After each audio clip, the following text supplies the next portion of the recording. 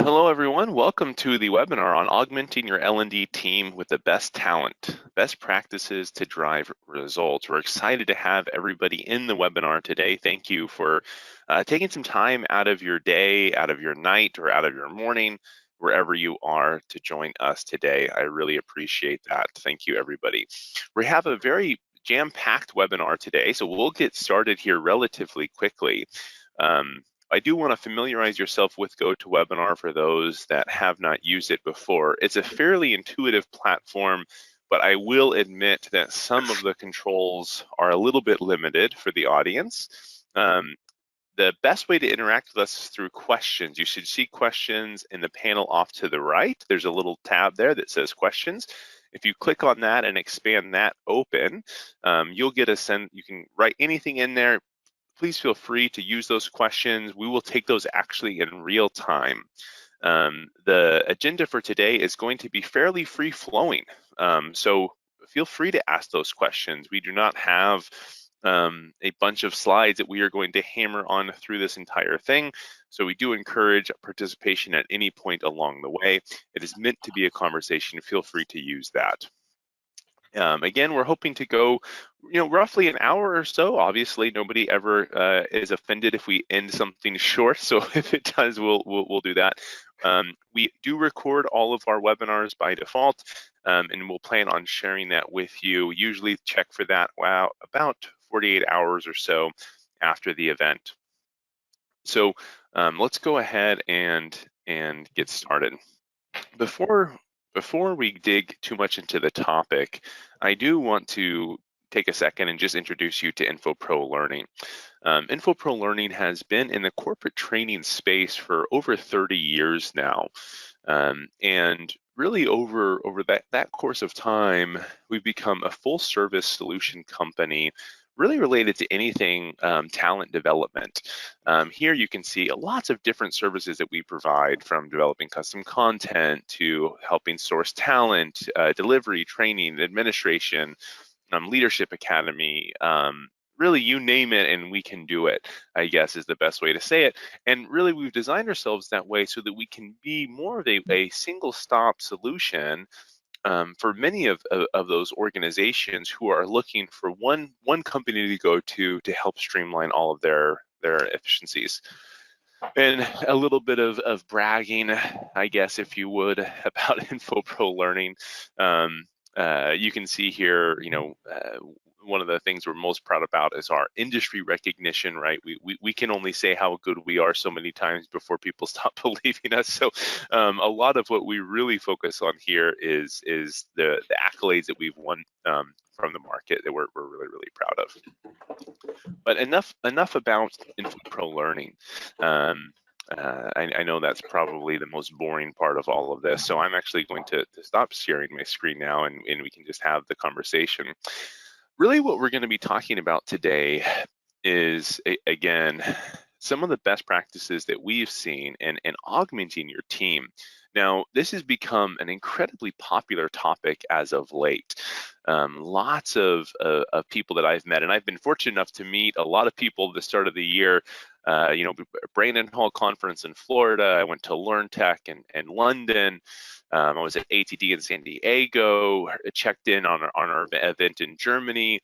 And really what I'm hearing out there is that there's this huge desire, this huge need to try to scale your teams with speed. And for us, one of the best ways that we've been able to do that is through contractors and consultants. And when companies partner with Infopro Learning, we utilize a vast network of contractors, consultants to help fill that need for our clients. And so what we wanted to do today was to bring in 3 of our consultants that we use, where clients come to Infopro and say, I need some help for 3 months or 6 months or two months or whatever it is. We need some extra help to build our team, to scale up our team. but we don't really need somebody full-time maybe, or maybe we're not sure how long we need somebody, or maybe we just need work done quickly and we don't have time to go to the market and bring somebody online, because we all know that when you go to the market and you're looking to hire, that's a time-consuming process. And so we brought in 3 of our top contractors that we work with to shed some light on how we can leverage them to help skill our team up quickly and start to drive results almost immediately. And so I'll stop actually just talking about them as if they're not on the call and introduce them. We'll go, we have 3 with us here. We have Leela, Parul, and Teresa. Leela, since your name is showing up top on my little staff list here, can you take maybe a couple minutes and just introduce yourself to everybody here on the webinar? Sure, thank you very much, thank you. Hi everyone, my name is Leela Bassi. I am based in the UK. I am a keynote speaker and a senior consultant. I've been working in corporate for over 20 years before starting my own business about 6 years ago, and also becoming a close consultant with Infopro for the past a little bit more than a year now. Absolutely loving it. And I've been working with lots of clients internationally, mainly in account management, but also in sales as well. I am French, as you can probably hear, and I also speak Italian fluently. So that's me. And that's one of the interesting things. Leela, you mentioned you speak French and Italian. It's interesting. That's, I think, one of the value really of working with, I hate to toot our own horn, but Infopro Learning, is that we're able to find people like Leela who not only are very talented, but if you happen to also need somebody who speaks French, we can find that person as well, which usually is the case. It's so thanks a lot, Leela. Thanks for joining. Parul, you're next on my list. Would you mind introducing yourself?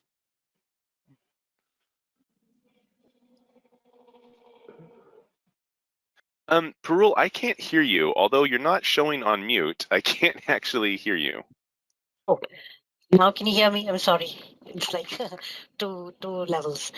So hi everyone. My name is Parul Sharma, and I'm an instructional designer. I've been in this field for over 20 years now, and I have worked with corporate, big clients, small clients, medium-sized organizations, enterprise organizations, very small organizations, NGOs. As an instructional designer, I've built like different courses, different modalities, VILTs, training, online training, and all those things. And essentially, I've been working with Infopro for, I think, the past 3 or 4 years, and I absolutely love the people. Essentially, that is why, whenever I get something, a mail from, @Infopro Learning, I'm always excited, to see like, what's up, because I know, they'll have amazing projects, which I would really love to do. And yeah, that's it. Well, wonderful. Thank you. And I promised I did not pay Parul to say anything good about Infopro Learning. As much as you might think I did, I didn't. And Teresa, and as a heads up, everybody, Teresa is having some stormy weather at her location. So if she vanishes in the middle of the call, hopefully it's just internet connection and a tornado didn't actually vanish her. So please bear with us if Teresa has some spotty connection. Yeah, thanks, Nolan. Yeah, you can watch my room. If it goes dark, you'll know what's going on. But thank you. Second, what Parul said. Love working with Infopro. That relationship's going strong. At least somewhere between 5 and 10 years. I'm not quite sure, but really enjoy the experiences that Infopro has brought my way. I've been in this field of kind of started out as instructional systems design, more years than I want to say, somewhere 25 plus ish. But I love tech. I love keeping it new and fresh and innovating. So I'm always looking to the next thing. But the typical projects are much like what Parul was describing. With I tend to get into large projects. Let's create some global change, and let's equip learners, get them excited, change mindsets, learn new skills. Those are the typical things I get involved with. I love the front end, the learning strategy. So I often get called in to create what is this going to look like, and then helping with the build and the implementation. So yeah, that's me in a nutshell. Been doing it for a long time, loving it, really passionate about learning and equipping others to be able to perform at their highest in the job. Wonderful. Thank you so much. And you know, it's I think this is such a good use case of the one of the values, I think, of leveraging people. Like, is you can get such diverse talent who has expertise in any real niche area you want, as niche as you want to get, or maybe as broad as you want to get. If you're looking for strategy, somebody who's got 2 decades of strategy work, how often are you able to go and find somebody that has that experience? You know, that they're not around that often. And you mentioned, you know, big projects, which kind of brings me to the first topic of discussion. Today we're talking about augmenting teams with best talent, and a lot of the times I feel like you know, that's done to quickly build up some momentum. You know, that's another big reason. And one of the questions that we always get asked is, okay, well, when we bring on somebody new, what's that process going to look like when I bring them on? Is there going to be some big ramp up time? You know, if I'm bringing somebody on for 3 months, do I have to spend the first month kind of just getting to know us? And so what I'd like to just start with is that question is, many of you, obviously, by the nature of your work, you've been onboarded in many projects many times, you know, and that's actually, I think, a skill set that each of you have. Can you talk a little bit about how you integrate quickly whenever you do get placed on a project? How do you make sure that you almost hit the ground running from day one? Because that's what you're really, you know, brought in to do, is to solve these very specific things. And Teresa, since you were talking, why don't you can keep the mic if you would. What are some things that you found to do to shorten that time from I'm here and now I'm a part of that team and working well? All right, sure. And it will sound like what I'm about to say sounds like, well, that sounds like a longer ramp up, but I promise it is not. The number one thing I do is establish a relationship, get to know the stakeholders, the subject matter experts. And honestly, typically that does not take long. But if we don't establish a relationship, we usually have in common, at least the stakeholders, a passion for learning. So I like to start with, what are some things we have in common that we're really excited about, that we bring to this project? And you know, if it gets to just getting to know you as a person, that is awesome. I love that. I love feeling like I really know the people that I'm working with, and it helps us to mesh our goals more clearly as well. So that is the number one thing. And I have to say that's kind of a no-fail proposition, because I like people. So we're going to find some things that make us kind of jive. So we do that. I'm always looking at the clock, but whatever time is required for that. Like I said, it's usually pretty fast. But we're also looking at goals. So typically, even on a first phone call, even in the interview phone call, just to say who are you and who am I, we're already looking at goals, where we want to head. So I keep things goal focused, and then we start backfilling with how we accomplish those goals. So we together start building sort of a wireframe or a look at our whole project. So I quickly go from more of the relationship building to the more of the analyst hat and the process hat of how are we going to get there. And mixed into that recipe is some innovation. I never do the same thing twice. Also, I don't take risks. So I'm not going to take a client and say, let's do something that's never been done, never been tried. Yes, we'll integrate some new methodologies or some new ways to do things, but it's really using approaches I've used for years and just bringing them all together to this project to ensure success. So those are the primary things. It is the relationship, the process and how are we going to do this differently so we can do it better. Yeah, really fascinating. And Leela, do you want to kind of expand on that? Some of the things that you've seen. I know we were talking earlier, and it sounds really similar to some of the success you've seen, but I'd love to get your take on it as well. Yeah, sure. I think for me, what I'd like to say is that just like Teresa, I also have about 3 essential things, but they are really powerful points. One of them is really to have a very clear and effective communication at all times, really to try to understand, what is it that you want to get out of it, but also what is the client wants to know, wants to have, and wants to achieve. And I think that is very, very important. No one should really stay in the dark. It's very important that we have that very, very clear and effective communication. And then just to second what Teresa actually said, for me is also about to set up some very clear goals, because if we don't actually have that goal for the team in accordance to their skill set, it's very difficult to know where we are actually going. So that's what I actually like with Infopro, is the fact that right from the start, they tell us this is what the project is, this is what the client is looking for, and they can actually match the skills, our skills, and also almost what the client actually need. And really that relationship between the two with the people, but also with the project itself, is very, very important. And I think that's what makes it really exciting at the same time, if I may say. And it's really about one more thing is really about monitoring the progresses and keep that team motivated as well. I think by doing that, it helps us to keep going, I would say, and to get inspired. And also along the way, whether you mentioned earlier that it could be that Infopro takes us for 2 months, 2 years, whatever that is.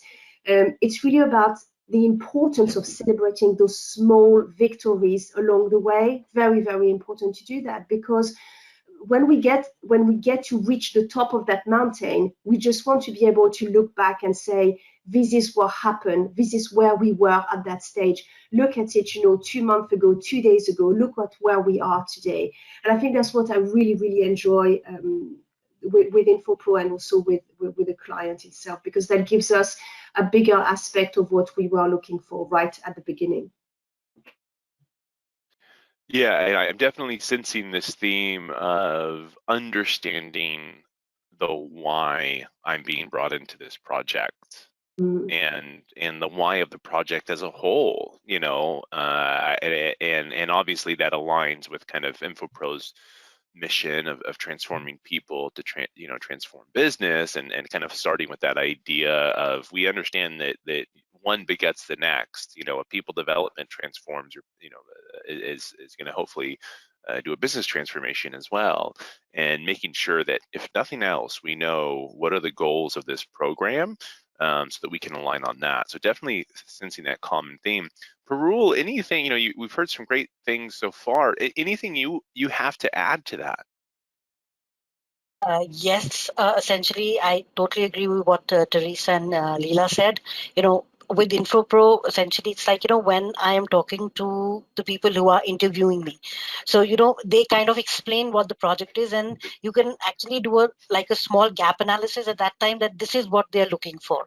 So when I walk into the project, I already know this is the expectation, this is what they expect, from me. So when, for the onboarding part, whenever I work with different teams, small teams, big teams. I try to build the trust, because I believe, once when the trust is established, that's when, people kind of feel more comfortable with you. And since, when someone is coming from outside, people might have some, reservations as, this is someone and they brought someone from outside, why did they? So essentially what I try to do is that I try to kind of fit in. I try to, participate in all team activities and stuff, Wheel of Fortune and all those kind of things. And I try to kind of, from my side, I always try to say that, I am amazed at the work that you've done as a team. It's just like, let's kind of enhance it a little bit more. It's not that it's bad, it's awesome, but let me see where I can kind of come in and bring additional value to that. So that kind of does not put people on the back foot, and they're like more than, willing to help me, because they feel like confident, and they feel, a trust and a good relationship with me. So that's what I try to do whenever I walk into Yeah, and I think I heard each of you say this word trust of, hey, we're here to help make some good wins here. And I heard each of you say we always start with that relationship, and you know who I am and know what I like and why I'm excited to be here. And then let's talk about, the business end of why I'm actually here. So I do see trust and then being central to that when you start up and work. And actually, and then the second part was like, so start with trust, then get results, start trust results. And there was a really good question we had from Jackie. Thanks for this question. She said, what platforms are you using to measure results? Obviously, when we start talking results, that happens at the beginning, but what are some things we're doing to measure, okay, we just did this program, we invested this money, we brought in the world's best consultants. How did we make an impact? Whoever has, feel free to talk. Whoever wants to answer that, if they have a good answer. I can jump in. Yeah. First of all, in the beginning of the project, with the client to say we've got a great opportunity to benchmark right now, to say in a quantifiable way, here's where we are. Here's our baseline, and then we come back at different points in the project, obviously usually after we've implemented and have some time for our measures to take place, and we measure our results. Now that sounds, of course we do that, but you asked how and then what platforms do we do that? The answer is it depends. But typically we might, if we're using an LMS, we would derive some of our data from our LMS. And that, again, that depends. If we were using it, then that's where that data would reside. In consumption, in how well the participants performed on any sort of assessments we had provided. Other ways might be on the job, sometimes especially in soft skills like leadership development. If they're working with say a personal implementation plan, then we might retrieve that data from them or their managers to say, here were the things this person said she wanted to accomplish when she went back to her job. Has she been able to do that in the time frame she established? So those are a few specific ways we would gather that type of data. I'd like to add something to that. Like Qualtrics is something that generally we try to use because, whenever we have a program, like, yes, we have assessments, like Teresa said, in the LMS, we can assess, like, where did they understand the content, how well are they able to kind of implement that and apply that to their job function. But with Qualtrics, essentially, we can send out these survey questions like, what is the scrap learning? Did you find this training helpful? So things like that, and that data which we collect from and Qualtrics is like very simple. You send 5 survey questions. If even 30 people respond, you've got like good data, like, based off what type of questions you built. So that is essentially one tool which I really like using. And if you don't have Qualtrics, we have SurveyMonkey, the free tool, which I think everyone likes using. So essentially something like that, which, essentially a program will be successful if the end users, the people who we've designed that for, are able to perform better in their jobs. How do we know whether they've performed better? By using surveys, asking them, did you find this helpful? Are you more knowledgeable? Was this knowledgeable? Things like that. Yeah, I completely agree as well. And I think the feedback is basically, what is going to help not only the client, but also the consultant as well, and also the participants as well. So if the participant comes back and say, I was expecting more about this or less about that, that also gives us an idea also to do the workshop or the project, to handle it better, or to turn it sometime into a particular way because of that department who wants it that way. And I think the feedback can just help everyone at any time. And I think that's why they are very, very important. So the importance of always being truthful as well, not just giving, let's say if it's out of 5, giving a 5 just because we liked the facilitator, for instance, but really being truthful about what the client actually wants, because that's also what is actually, to come back on the relationship, that's also what's going to build that relationship, and just to be able to have that trust like we wanted right at the start. Yeah, and I'll give a little secret away since everybody joined this call. You joined, so they, everybody talked about how when you work with Infopro, we're coming with a certain kind of level of,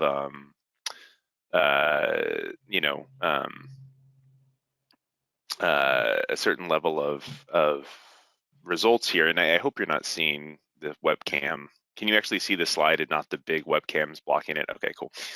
So when Infopro Learning starts a project, this is an example of what we build out. We call it an outcome success plan. And essentially, if you look from left to right, you're seeing Kirkpatrick's level 1 through 4. And so what our job is to map out at each level, what are we hoping to accomplish? And I would say, getting to the level 4 outcome slide, right? The achieve regulatory compliance XXX, that is always obviously the hardest one to actually track. But what we have found is by simply measuring our current state, it really opens up our ideas and lets us remind ourselves, oh, we're here to do X, Y, or Z. Like the end of the day, the program is meant to do this. And so this is one of the things that while it's not a fancy tool, that's it's electronic or anything like that, I honestly feel that the more time you spend up front asking the questions, it's better than any survey tool, anything else. Just the fact of asking the questions helps you design a program, in my opinion, that is much closer to what the organization is wanting for. So I wanted to share that. So we talked a lot about how do we onboard people quickly, which I think is always one of the very first things we always get asked is how quickly can we start to see some impact. And you can tell, for everybody on the call, these are obviously people who are used to this and have a playbook. Each of you had your own playbook of this is how I do it. So this isn't just like happenstance, that we don't just show up to a call and hope to do some things. So that's number one. Obviously, the foundation is important to be successful. But then, as you're working on these projects, what do you need to be successful? I think that's probably the second question is that we get from a lot of our clients is, so what do I really need to help unlock the potential of this talent that you're providing us? So I'd love to kind of go around and just get some insight on that from each of you, not just maybe what do you need to help you be successful and maximize the value of that, but maybe also if you have some pitfalls that maybe you should try to avoid as well, like do more of this, maybe try to minimize this. Parul, I would love to get your insight on this. Yes. So essentially, to be successful on a project, I think as someone who's looking at things from an outside perspective, I don't try to jump to conclusions. So because there are always a multitude of layers of information which is hidden away in the depths. So for me, research is the first thing that I do. Let's see what all is available, because most of the times, like I've worked on big projects, small projects, information is always there. It's not in exactly the way that I would want it to be or the way it should be presented, but it's always there. So the first thing is kind of I try to do my research work, and then based off that, I again, like going back to the the onboarding part where we were talking about building trust, a trust relationship with the team. Then you can ask them that where can I find additional information? They know the resources better than I do. I don't know half of the system. I don't know their SharePoint sites or things like that. They know exactly where to get the information from, albeit it might be in a different form, but at least the information is there. And after that, then comes the gap analysis. We have the information, we have the research work, we have a broad, outline of things that we want to accomplish. We have some information as to how we will accomplish that. Now the gap analysis comes. Let's see how we can fill those gaps. And again, I'll always say, I try to rely on the team as much as possible, because they know a lot more than I do. And rather than, wasting time of the client, like trying to search for information, communication, like Leela said in the beginning, have a very clear communication plan, reach out to people, ask questions. So I think those are the couple of things that I always, try to do. Yeah, what I'm sensing is like this idea, and maybe it comes back to trust, is like make sure that line of communication is open, but then do the extra work, between the two of you early on to say, hey, just give me everything. Let's not worry about anything. I'm not going to judge you. I promise I've seen it all. Show me what you have. Let us dig into it. So, in there, I'm hearing, glimpse of you thinking probably, oh God, I loved when I worked with this client, and then also, God, this one client just tried to hide this stuff, and I just never felt like I could. So maybe there's a little bit of both in there. Teresa, anything to add on to that? Sure.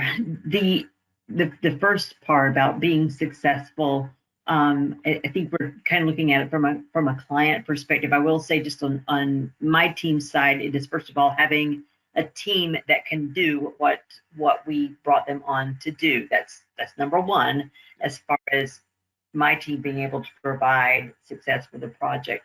As far as working with the client, it is keeping that statement of work, keeping the goal at the forefront of our minds, because scopes can creep, and making sure that the internal team is letting us know if things are changing, how they're changing, and how we can adapt to that change. So that's the number one thing, is that we constantly not redefine success, but revisit it to make sure our goal, our vision of success has not changed. That's the number one thing, that we know what it looks like. Yeah.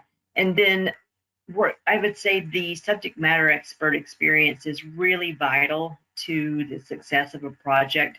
So a couple of things that have made teams work smoothly are, one, having one lead subject matter expert on the team that can consolidate and resolve if there are internal conflicts as content is being developed, that one can lead that internal team and resolve internal conflicts and consolidate, say, duplicate feedback we might be getting as we're going through our project phases. That's a big, that really helps the team move forward quickly, and that lead expert can do it much more well and efficiently than someone on our team can. Pitfalls, one of the big ones I see is when we're developing really high profile learning solution that involves C-level review, but we really cannot include that C-level individual or individuals on our SME team. They only get that one look at the end. All said, it's done, we're ready, okay. So if our primary stakeholder or stakeholders can have that line of communication, that look into the C-level's brain, so that we kind of know when we show it that it's going to be spot on, that's a real win, because it's very hard at that point of a project to go back and say, we had a big miss here, that we now know. And we're going to have to go back and make some major changes. So that's one that's hurt. Yeah, you brought up two components that I think most people loathe in the middle of project management is change requests, and then getting the stakeholder buy-in, and maybe the more loose that you use the word stakeholder, the harder it is, right? The person who doesn't really get impacted much, but they want to take a look at it anyways. Definitely pitfalls. One thing though, and Leela, I definitely want you to add on, but maybe if you happen to have, I would love some advice you have, or ways that you have seen people help navigate change requests because they are a nature of the business. The larger the project, the more likely we're going to have a change request. And sometimes that impacts money, extra money. More than likely, if it doesn't do that, it's going to impact the timelines and it's going to push that out. You know, when you're on a project, Leela, that you're sensing a change of scope of, well, you know, what I was brought in to do is now changing. How do you help manage that? Like, what are some things that you've done that maybe helps mitigate the challenge? It's a challenge no matter what, but how do you help overcome that? Sure, yes, thank you. Thank you for that question. I think to come back on what Teresa and Parul said right at the just at the previous question, I think that's just going to link to what I'm about to say now. Yeah. And it's really about that clear understanding that we have right at the start, that that collaboration that we've got. And then once we have actually understood exactly, you know, what the client wants, what, you know, Infopro wants, and so on, and we have that possibility to go out there and do something, the client knows exactly what project they want to give us. So they're going to see us and they're going to check and say, okay, you know what, this person will be very good at that. And if I can take, actually, to answer your question, if I could actually take a particular project that I've been working on and that I especially enjoyed, was to helping employees to look at their own unconscious bias and helping them to challenge their thinking. So as a keynote speaker and as a consultant, what I have really liked to do is what I've enjoyed doing was that they needed me to be thought-provoking by using some very specific example and making them aware of their own biases in this particular example. Okay, so it was really about getting them to watch, to think and act appropriately. So be part of a world where you are fully conscious of what you say and what you do on a daily basis, and really realize that when it is time to actually call out someone privately on an inappropriate behavior, then you will do so. So it's really about reminding them and educating them, you know, the staff, about conscious inclusion, and make them more aware and think twice about their thought and their action, which is typically a great way to impact the learners at the same time, right? And obviously, there is nothing better when we receive the feedback a few months later, because, you know, like Jackie was asking also earlier, and I was actually thinking of that. I was thinking it's about the time that the staff has to be able to implement those ideas and those solutions and tools that we are actually giving them, those coping mechanisms, I should call them. And at that point, you can actually see what impact our work has actually been able to do for the company on that particular project or in that workplace. And the client can actually come back and say, you know, now because of what has happened, now we are able to do A and B and so on. So for me, really, it's about, you know, that very clear understanding right at the start to be able to deliver something that the client really wants. That's a phenomenal answer, and it actually made me think. You mentioned bias, and one of the toughest things I would assume of working with so many different clients is understanding the culture of each unit. And, you know, understanding, is this an organization that, you know, everybody kind of talks over each other and it's cool, like that's what they do, and, you know, they're just kind of rapid fire, or is it very like, you know, please submit any questions in writing and it will be reviewed by, you know, a panel of your peers and an answer will be given back. You know, how I wonder, you know, that must be I guess a pitfall, and maybe that's why so many of you have said, and I'm hearing the theme again and again and again, is, you know, communication and spending the time up front, because that must play a big part in adjusting to that culture. Does anybody have anything to share about that, of how you adjust to the culture, even if maybe that doesn't align with you personally? Any tips or any funny stories, maybe even of trying to align with that culture? Okay, so yes, I do quite a few government projects, and it's really interesting, especially if we reach into the military sector, because their conversations will include like over. They'll say something, they'll say over or simple or, and I'm like, okay, I get in the acronyms, you know, and I'm Googling the acronyms of what. So that's an extreme example, but to your point, the main thing is when we begin those first conversations with relationship building, it usually comes out at that point. I think not that someone new to this field could not pick this up quickly. In that scenario, it's good to just keep your ears open and your mouth shut and just listen a lot, which usually you're in the right seat to do that. But over time, it gets easier, and you learn, you don't even realize you've learned the cues, and you pick up on them, and you can easily replicate the cadence of the client. But it just takes some good listening and reflection skills. And maybe along those lines, how do you, you know, part of it is, as you mentioned, kind of maybe being a fly on the wall, you know, and understanding when you need to be a fly on the wall. But then obviously, especially with each three of you who have, you know, very, very rich backgrounds, they're bringing each of you in to be an expert, right, in this field, and to provide value. You're not just a pair of hands to work on an engine, let's say, you know.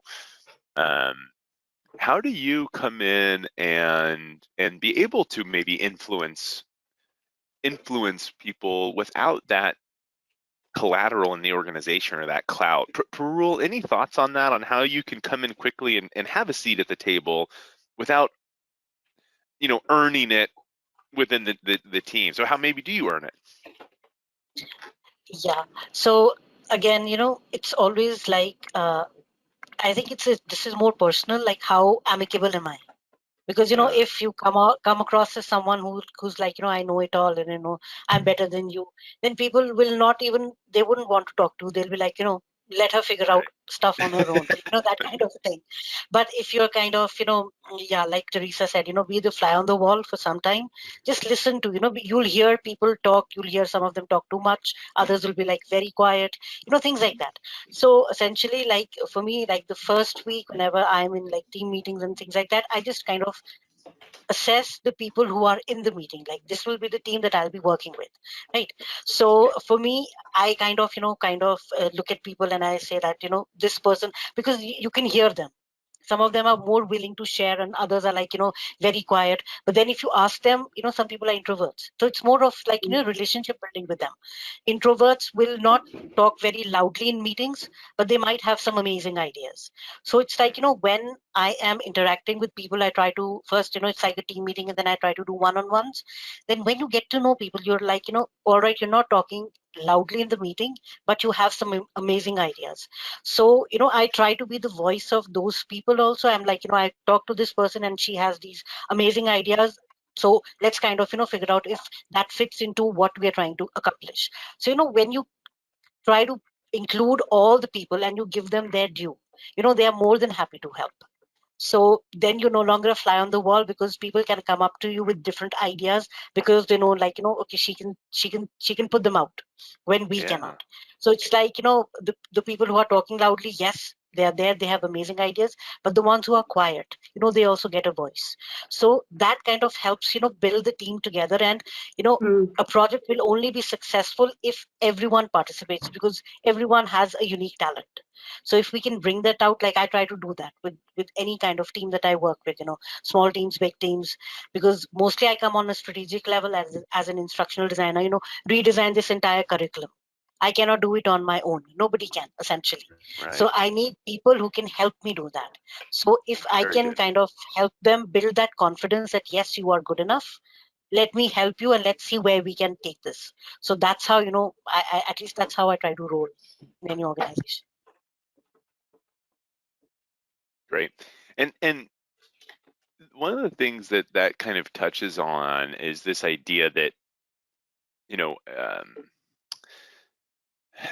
the fit, I think, between each of you and the projects you work on, right? I think that's the other component of it all, is how connected am I, and how can I find a way to connect to this person's goals, to this organization's goals. And so I wonder, I'd like to ask each of you, because we have, and I can tell we have some of our clients on this call, and people who I'm sure would die, for services. And one of the big things today is trying to find good talent, and then find the talent that aligns to what I'm trying to accomplish at this job, whether it's industry experience, it's I've done this type of project before, whatever it is, just vibe, what have you. What advice would you give? Like, how does somebody attract you? Like, what are you looking for? What is an attractive project to you, if you would? Like what is it that you're thinking, oh gosh, I really want to jump at this? Leela, would you mind kicking us off for that? Yes, certainly. I think for me, what I really enjoy is I like when the client and I, we are like-minded. So we have a kind of an affinity. We understand one another. We know exactly, what we want. And when we share those similar views of how the work should be done, and we find out how we can actually work together, we can then ensure that the team can achieve their goals whilst we keep encouraging them, okay? So it's really about showing them the way and understanding, where they are going. It's a little bit also what Parul mentioned earlier, is trying to understand, who those people are. What is it, you try to understand who they are. What are they looking to achieve by the end of the project? Is it more confidence? Is it some extra leadership skills? Is it a better connection with others? What are their goals and dreams and their purposes? For me, it's really about that. So once we actually start working together, it gives you an idea to discover whether they are more in the driving seat, or are they more analytical or expressive, and so on and so on. So then that gives you that opportunity to discuss with them what they feel better with and why. So really, what attracts me to the work really is the fact that the people are going to make it exciting. I am a people person. If you have not got that yet, then I'm just going to tell you right now, I am a people person. I get so excited to be able to talk with people, to work with people, to understand them, and to help them especially. It's to come back on what Teresa said earlier. I like the expression of the fly on the wall, because at the beginning that's what you try to be, but actually you don't want to stay that way. You just actually want to be part of it, and you just want to be able to help one another and have that collaboration. Yeah, certainly true. Teresa, what about you? What are you looking for in that client? What is attracting you to those projects? The bigger the challenge, the better. I love a challenge. I love it when the client is saying, holding up their hands and saying, they can articulate the need, but they can't get much past that. I'm ready to dive in. So obviously I like to come in on the building learning strategy, the front end. Really enjoy that, and love being a part of that build with the client. As far as size or the specific topic or those kinds of things, it doesn't really matter. And something you didn't really ask me, but I'll go ahead and address it, is the most challenging situation to enter is when there are stakeholders on the team that are roughly equal in their hierarchy, and they're very oppositional in their views. And we're needing to take the project forward, but no consensus with the internal team. I'm pretty good at finding ways to reach consensus, so even that can fall in my challenge category, and I'll take it on. But it does, I feel like it causes us to lose some time at the beginning. So knowing we have a cohesive team, to me, is one of those things I really get excited about coming into a project. Other than that, I'm there. And Parul, what do you like to see? Like what Teresa said, bigger the better. and when the client knows like this, I have this challenge, I want to redesign this entire big thing, but I don't know how to do it. Yeah. So, that's where I come in as an instructional designer. Instead of, looking at like the 10,000 foot view and saying, oh my God, we cannot do it. Let's kind of figure out how to do it. So the more the strategic thinking that is needed, and the more tools and technologies that I can use and built in, I really like working with newer tools and technologies. I have my own stuff which I always bring in, like for most of the clients, and they're like, oh, this works. Like it's like sharing. The more you share, the better the processes become, and it's easier for me as well, right? So I try to kind of include newer things, newer tools, and see like how we can implement that project, how we can design that learning component, how we can redesign that entire program. So that's if I find that yes, there is a challenge in there, we have stuff but we don't know what to do with it. We don't know Yeah. what to do.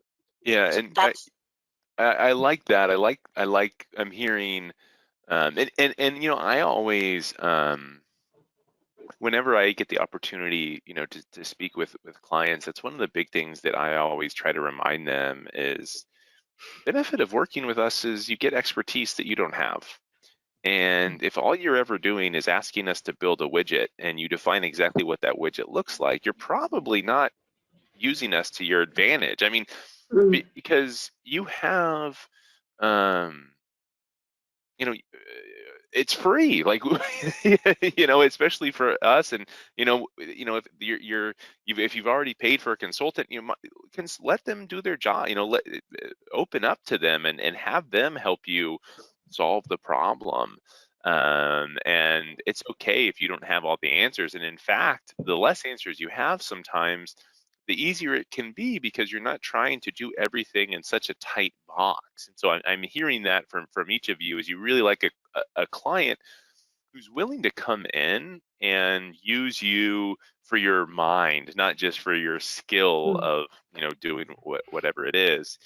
And we have 8 minutes left, and since we each of you have said, I love these big projects, I want to give you an opportunity to brag a little bit, and tell us about your favorite project that you've worked on. And it can be for whatever reason. Maybe your favorite, maybe it's not a brag. Maybe your favorite project just happens to be the time that you bombed the worst, and you'll always remember it for whatever reason.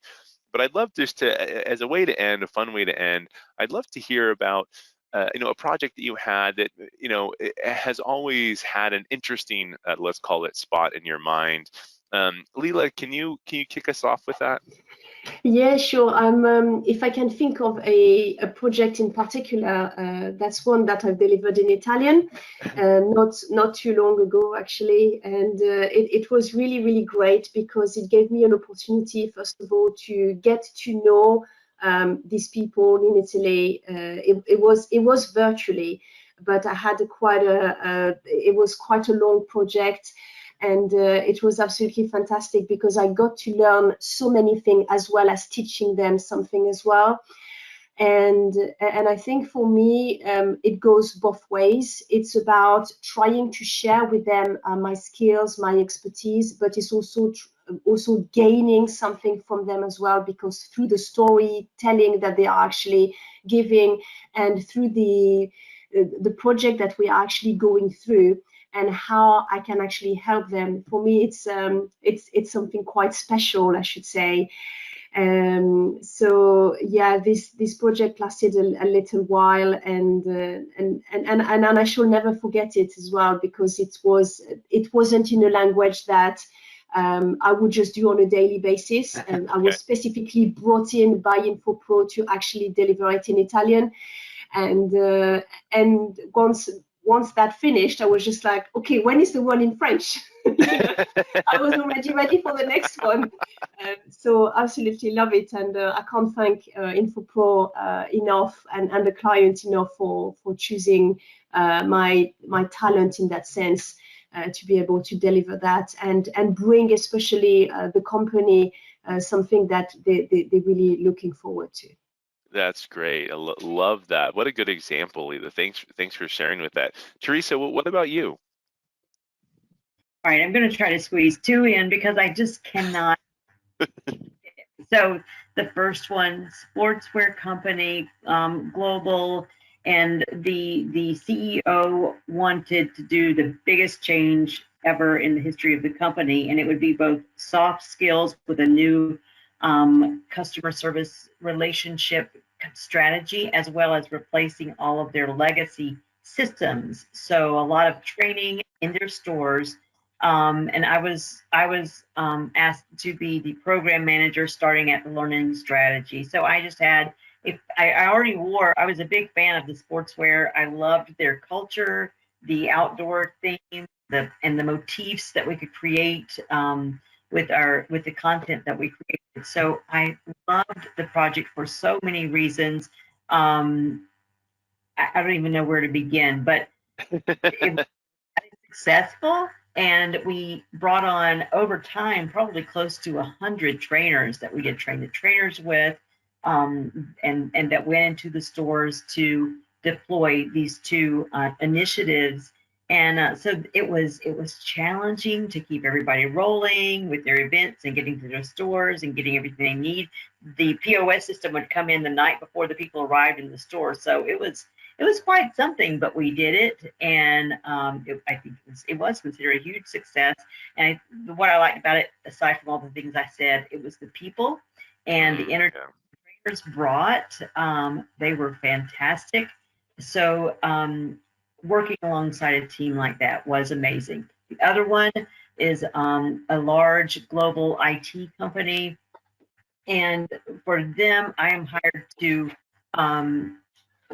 largely governance, which is really, I'll be honest, it's not my favorite thing, but what I love about it is, again, the people, the connections I get to make in the company and what outside the company. This company is constantly in acquisition mode. So my role has been to create a customer education program that not only can we use it internally with the companies that we're kind of all lumped together and said, okay, work together nicely, but as we acquire new businesses, saying, here are our processes and systems, here's the way we do things. How do you do things? Because we bought you. You might have some processes and some IP and IT that we could leverage instead of what we're doing. So that's the constant mode that we're in there. And I love it. Again, the energy and the people that I work with are fantastic. And they're always open to taking on the ideas that I suggest. So love it. That's great. And Parul, what about you? Well, there was one a project that I did for an IT company, and new hire orientation programs are everywhere, but they wanted to do something different. They mostly companies have these PowerPoints, and they make the new people when they come in, do these PowerPoints. So now they wanted to use a completely new tool. They had just bought it. Nobody had any idea like how to use it, but they wanted to use that for building their new hire program. And again, they gave me a bunch of PowerPoints, and those PowerPoints would change every second week. Like the links would change, the content would change. So there was a constant challenge as to, I'm designing new stuff, and then suddenly we don't need it anymore. So anyways, it was fun, it was challenging, but in the end, this company acquired another company, and there were 4,000 people who were onboarded with that new hire program which I created. And I did get a mail from one of my managers at that company saying that people really loved the way everything was designed. It was very intuitive, it was very creative, and they just loved using it. So that was like a success. And again, like Teresa said, the people. I loved working with all the people there because, again, like I'm a people's person also. A successful team is not one person, but it's like a bunch of people working towards a goal. So yeah, absolutely love that. And maybe it's a coincidence, maybe it's not, that each of you have all said, you're attracted to the people that you work with, and that's why you've enjoyed working, and the projects that Infopro Learning has put you on. I've been in this company for 13 years, and I think many of the projects that you're talked about, I know each of them since I've been here for so long, and that I think that's, end of the day, you can really work anywhere, you can do anything, but it's the people that you work with that really make something successful, the people you can share in those experiences. So thank you for sharing in those experiences with us, and thank you for getting on this webinar with us as well. This has been super fun, absolutely enjoyed it, and I hope the attendees got a lot out of it as well, understanding how to better engage, maybe not just with consultant, but with their team. I think there was a lot of really good advice on project management, communication, teamwork, overcoming biases, conflict resolution, lots of really good things. So thank you all for joining.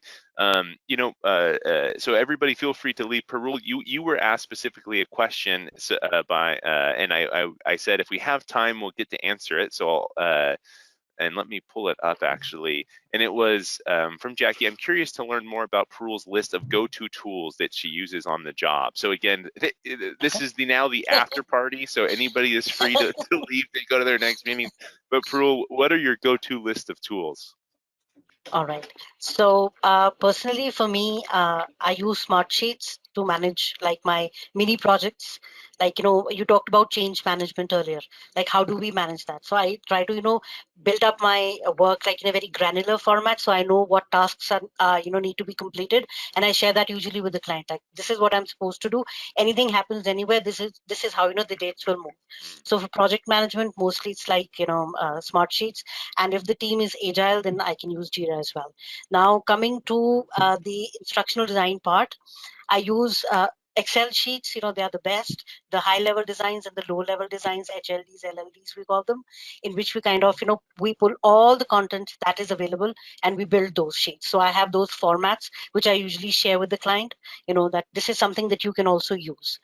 And for the authoring tools, yes, there are so many, but on top of my list would be Articulate Storyline 360, because that has, it's like amazing. It has everything that an ID would need to build a successful course. You can include videos, you can include PowerPoints, you can include animations. There's a lot of stuff that you can do with 360.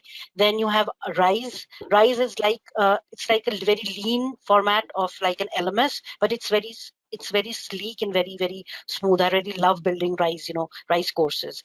Then you have the Adobe suite of products. That's like, I think, the go-to for everyone. Like, you have Animate, you have InDesign, like if you want to build any interactive PDFs and stuff like that, so you can use that.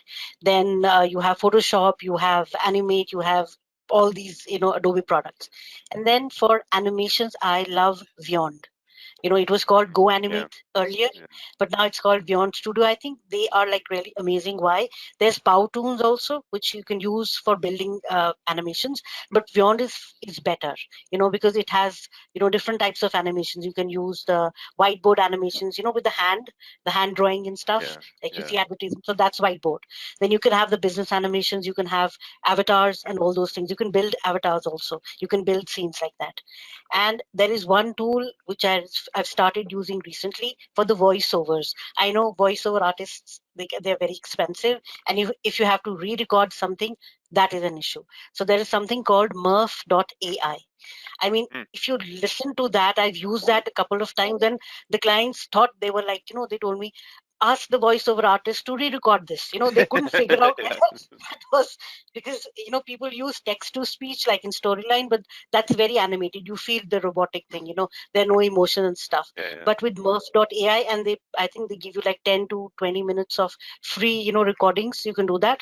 You can build, like, you can put in entire paragraphs and download line by line MP3s as well, because that's what we do sometimes when you're building courses. You click on this and then some voiceover comes. So that's what it's helpful for. Very anything I missed out? Good. Well, thank you all again for joining. Thanks for sticking around a couple of minutes later to wrap up. I hope to see you all. If you found this valuable, please check out Infopro Learning's website. We have webinars we're doing all the time. If you want something on a particular topic, write to us. We'd be happy to get those recommendations as well. But again, thank you everybody for joining, especially our panelists. We've enjoyed having you, and enjoy the rest of your days wherever you are. Thank you. Thank you. Thank you.